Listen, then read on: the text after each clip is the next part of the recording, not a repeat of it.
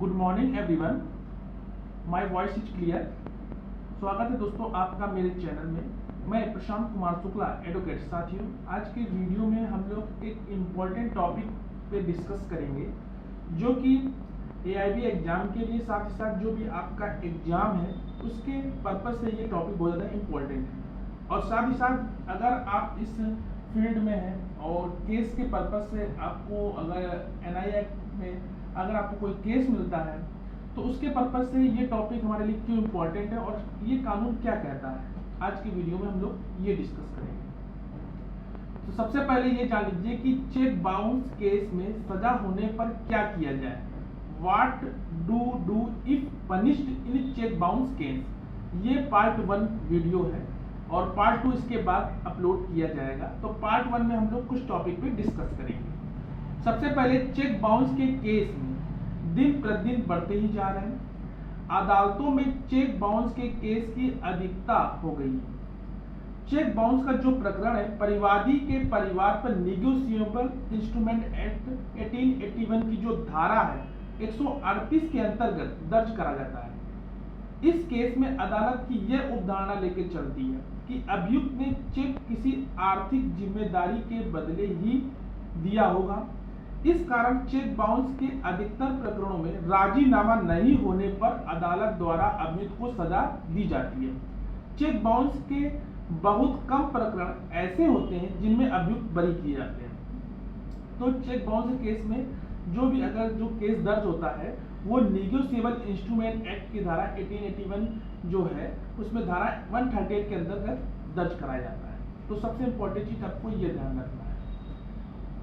कितनी होती है सजा, आइए जानते हैं इस टॉपिक पे। तो चेक बाउंस के जो केस में जो निगोशिएबल इंस्ट्रूमेंट एक्ट 1881 की जो धारा 138 के अंतर्गत 2 वर्ष तक की सजा का प्रावधान है, लेकिन यह इस अपराध में अधिकतम सजा है।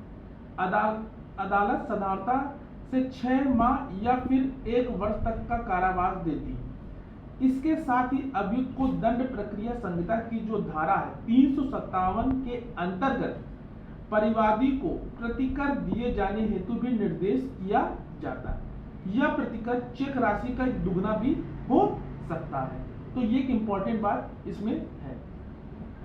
क्या करें सजा होने पर?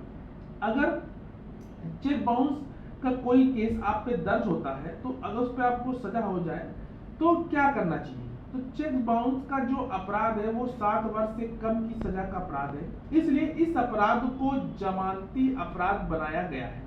इस अपराध के अंतर्गत चलने वाले जो प्रकरण में अंतिम निर्णय तक अभियुक्त को जेल नहीं पहुंचाया जाता है। अभियुक्त के पास वह अधिकार उपलब्ध होते हैं कि वह अंतिम निर्णय तक जेल से बच सकता है।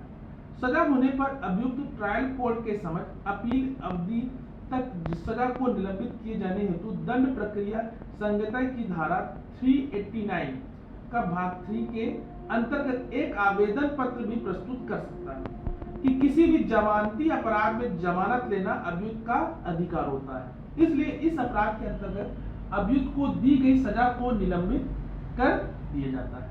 तो ये एक चीज इंपॉर्टेंट बात है कि अगर सजा हो जाए तो आप अपना जमानत के लिए कोर्ट में अपील कर सकते हैं। तो आशा करते हैं कि ये जो टॉपिक आपको समझ में आया होगा। इसका पार्ट 2 मैं आपको अगले वीडियो में बताऊंगा, जिसमें इसमें क्या अंतरिम प्रतिकर मिलना चाहिए और दूसरा चीज आप इसकी अपील कहाँ कर सकते हैं। तो जानते हैं उस पार्ट 2 के वीडियो में। तो आज के लिए इतना ही, मिलते हैं एक नेक्स्ट वीडियो में।